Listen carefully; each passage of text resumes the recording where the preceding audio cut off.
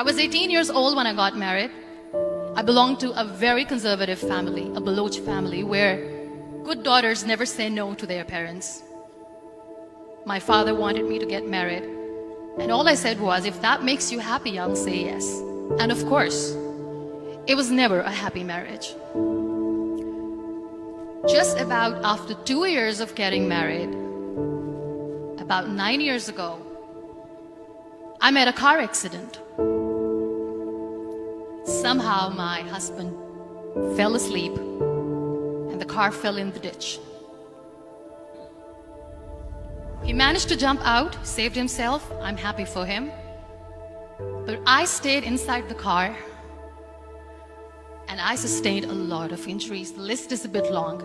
Radius ulna of my right arm were fractured. The wrist was fractured. Shoulder bone and collarbone were fractured. My whole rib cage got fractured. But that injury that changed me and my life completely was the spine injury. Many people came to rescue.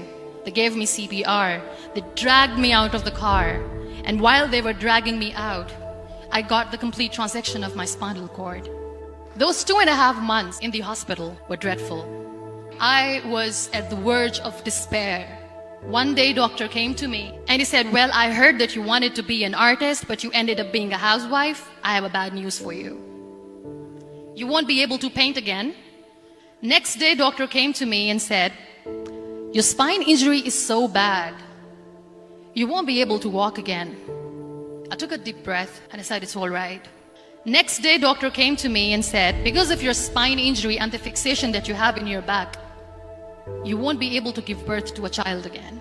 That day, I was devastated. I started to question my existence. Why am I even alive?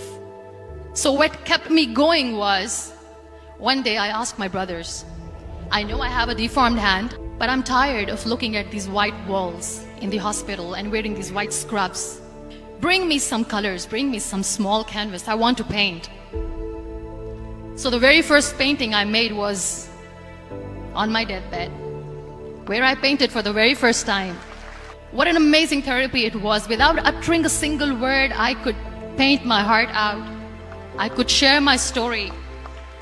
People used to come and say, what lovely painting, so much color. Nobody could see the grief in it. Only I could. And that day I decided that I'm going to live life for myself. I am not going to be that perfect person for someone. I am just going to take this moment and I will make it perfect for myself. That I'm going to fight my fears. So I wrote down one by one all those fears. And I decided that I'm going to overcome these fears one at a time. You know what was my biggest fear? Divorce. But the day I decided that this is nothing but my fear, I liberated myself by setting him free.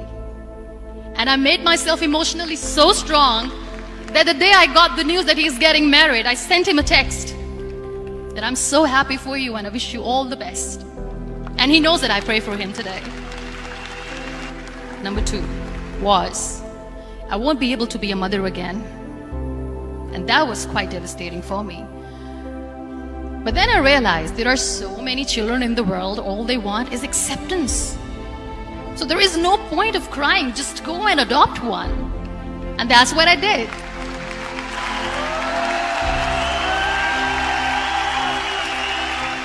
I gave my name in different organizations, different orphanages, and I waited patiently. 2 years later, I got this call from a very small city in Pakistan. I got a call and they said, are you Muniba Mazari? There is a baby boy and would you like to adopt? I could literally feel the labor pain. I said, yes, yes, I am going to adopt him. I am coming to take him home. And that day, I was 2 days old, and today he's 6. You know, when you end up being on the wheelchair, what's the most painful thing? People think that they will not be accepted by the people because we, in the world of perfect people, are imperfects. So I decided to appear more in public. I started to paint.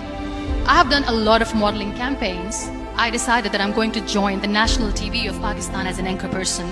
I became the National Goodwill Ambassador for UN Women Pakistan, and now I speak for the rights of women, children. I was featured in BBC 100 Women for 2015. I'm one of the Forbes 30 under 30 for 2016. So when you accept yourself the way you are, the world recognizes you. It all starts from within. We have this amazing fantasy about life. This is how things should work. This is my plan. It should go as per my plan. If that doesn't happen, we give up. I never wanted to be on the wheelchair. Never thought of being on the wheelchair. This life is a test and a trial, and tests are never supposed to be easy. So when you are expecting ease from life, and life gives you lemons, then you make the lemonade, and then do not blame life for that. It is okay to be scared. It is okay to cry. Everything is okay, but giving up should not be an option. They always say that failure is not an option. Failure should be an option, because when you fail, you get up, and then you fail, and then you get up, and that keeps you going. Embrace each and every breath that you are taking. Celebrate your life. Live it. Don't die before your death. Real happiness lies in gratitude. So be grateful, be alive, and live every moment.